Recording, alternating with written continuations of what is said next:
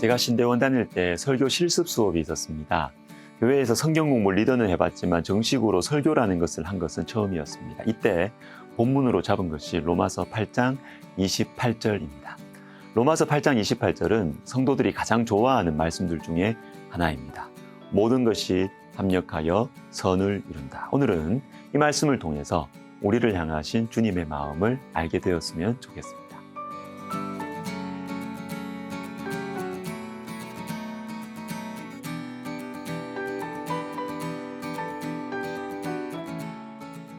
로마서 8장 28절을 읽어드립니다. 우리가 알거니와 하나님을 사랑하는 자 곧 그의 뜻대로 부르심을 입은 자들에게는 모든 것이 합력하여 선을 이루느니라. 자, 깊이 생각해 볼 표현이 있습니다. 자, 우리는 로마서 8장 28절을 보면서 합력하여 선을 이룬다. 여기에 초점을 맞추죠. 다 잘 될 거야. 걱정 마. 맞아요. 그것이 핵심입니다. 그런데 여러분, 이 말씀이 우리에게 진정으로 힘과 위로가 되기 위해서는 모든 것, 이게 뭐냐? 선이 무엇이냐? 이걸 알아야 됩니다. 여러분, 모든 것이 무엇일까요? 이어지는 8장 35절에 나오는 것들이 모든 것에 포함됩니다. 누가 우리를 그리스도의 사랑에서 끊으리요? 환난이나 곤고나 박해나 기근이나 적신이나 위험이나 칼이라. 여러분, 환난은 고통, 괴로움이에요. 곤고는 방이 좁다. 좁은 방에 있는 것처럼 꽉 눌려 있는 상태. 이 코로나 때 우리는 이걸 겪어봤습니다. 좁은 방에만 계속 있으니까 참 답답합니다. 무언가에 꽉 눌려있고 우울해집니다. 그리고 기근은 배고픔, 먹을 것이 없는 것. 먹일 것도 걱정이죠. 가족들을 어떻게 먹일까? 이런 상태가 지속되면 자식들을 어떻게 키울 수 있을까? 기근이죠. 그리고 적신이 뭐냐? 벌거벗은 것입니다. 여러분, 옷은 인간의 근원적인 품위와 부끄러움을 가려줍니다. 추위와 더위에서도 보호해주죠. 근데 이 적신, 입을 옷이 없고 나를 가려줄 것, 나를 보호해줄 존재가 없다는 것입니다. 마지막으로 위험은 위기를 말합니다. 자, 이러한 모든 것들이 바로 이 모든 것 안에 들어있어요. 근데 여러분, 걱정하지 마십시오. 저와 여러분은 하나님을 사랑하는 사람들이잖아요. 하나님께서 그의 뜻대로 부르신 분들이잖아요. 그러므로 이 모든 일, 모든 것이 합력하여 선이 이루어질 것입니다. 자, 그러면 선은 무엇일까요? 중요합니다. 29절. 하나님이 미리 아신 자들을 또한 그 아들의 형상을 본받게 하기 위하여 미리 정하셨습니다. 자, 그 아들의 형상을 본받는 것, 이게 선입니다. 여기에서 하나님 백성들의 인생 목적을 발견할 수 있습니다. 예수님의 형상을 본받는 것, 예수님을 닮아가는 것, 이게 우리의 인생의 목적입니다. 성공과 실패, 기쁨과 슬픔, 높아짐과 낮아짐, 만남과 이별, 부유함과 가난함, 모든 것들을 통해서 예수님을 닮아가는 것이 저와 여러분의 인생 목적입니다. 빌립보서 1장 20절을 보시면 나의 간절한 기대와 소망을 따라 아무 일에든지 부끄러워하지 아니하고 지금도 전과 같이 온전히 담대하여 살든지 죽든지 내 몸에서 그리스도가 존귀하게 되게 하려 하나니. 나의 간절한 기대와 소망이 있습니다. 내 인생의 목적이죠. 그건 바로 그리스도가 존귀하게 되는 것. 그것도 내 몸에서. 여러분, 성경에서 몸은 육체를 뜻하기도 하지만요, 육체로 행하는 나의 모든 삶을 의미할 때도 있습니다. 그러니까 나의 간절한 기대와 소망, 하나님 백성의 인생 목적이 뭐냐? 그것은 모든 인생의 사건들을 통해서 예수님을 닮아가는.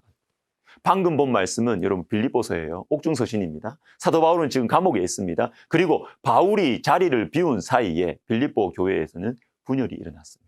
바울의 자리를 대신 차지하려는 사람들이 있었습니다. 저와 여러분이 이런 경우라면 어떠실 것 같아요? 내가 말씀과 사랑으로 세운 공동체가 내 품을 떠나려고 합니다. 공든탑이 무너진다는 생각이 들지 않겠습니까? 내 인생 실패했다는 생각이 들지 않겠어요? 분노가 생기지 않겠어요? 그러나 바울의 마음을 배의 닭과 같이 붙들고 있는 것이 있었어요.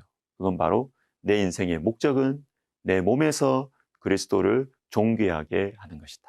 나의 권위, 나의 업적, 이게 목적이 아니라는 거예요. 억울한 때에도, 화가 날 상황이에도 내 몸에서, 나의 행위와 언행 속에서 예수님을 닮아가는 것, 이것이 내 인생 목적이고 이게 여러분 선한 것입니다. 사울왕은 여기에서 실패했습니다. 백성들이 자신을 왕으로 인정해주지 않을까 봐 하나님 말씀을 어기고 사무엘 대신 자기 마음대로 예배를 인도해버렸습니다. 전리품들을 남기지 말라고 하신 하나님의 말씀에 불순종했습니다.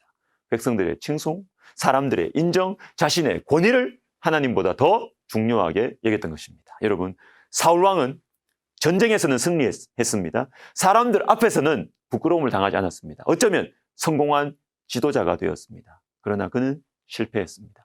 일을 못해서 실패한 것이 아니라 자리를 유지하지 못해서 실패한 것이 아니라 하나님 백성의 인생 목적을 놓쳤기 때문에 실패한 인생이 되었습니다. 저와 여러분의 인생 목적, 모든 것이 합력하여 우리 인생 가운데 이루어져야 하는 선한 것은 예수님을 닮아가는 것입니다. 시편 119편 73절에 이런 말씀이 있습니다. 주의 손이 나를 만들고 세우셨사오니 내가 깨달아 주의 계명들을 배우게 하소서. 주님께서 나를 만들고 세우신 이유가 있었는데 그게 뭐냐? 하나님 말씀을 배우는 것입니다. 나를 만들고 내가 이 땅에 존재하는 이유입니다. 그리고 나를 세우셨으니 나를 어떤 자리로 세우심을 받는 것, 그건 사명이죠. 근데 이 모든 것들의 목적이 뭐냐? 주의 말씀을 배우는 것입니다. 무언가를 이루어내고 잘해내는 것도 중요하지만 그것보다 더 근본적인 우리 인생의 목적, 사명은 하나님의 말씀을 배우는 거예요. 똑같습니다. 여러분, 성공과 실패, 기쁨과 슬픔, 만남과 헤어짐, 이 모든 것들 속에서 예수님을 닮아가는 것, 이것이 저와 여러분의 목적입니다. 인생 목적. 예전에 한 성도님과 전화로 대화를 하는데 이분이 이러세요. 저에게 있는 고난이 감사합니다. 이 고난이 없었다면 저는 죄를 많이 지었을 것입니다. 야, 이게 참 쉽지 않은 고백이에요. 고난은 힘듭니다. 그러나 여러분, 고난이 주는 부인할 수 없는 축복이 있습니다. 뭡니까? 하나님이 가까워져요. 보여요. 하나님 말씀이 들리기 시작하고 기도다운 기도를 비로소 하게 됩니다. 인정하기 싫지만 저와 여러분은요, 고난이 없으면 죄 짓습니다. 걱정할 것 하나도 없으면 기도 안 합니다. 예수님을 닮아가는 것은 피곤한 제목이 되는 것입니다. 사랑하는 여러분, 우리에게 허락된 환난, 공고, 기근, 적신, 위험, 예수님을 닮아가게 하려는 하나님의 손길입니다.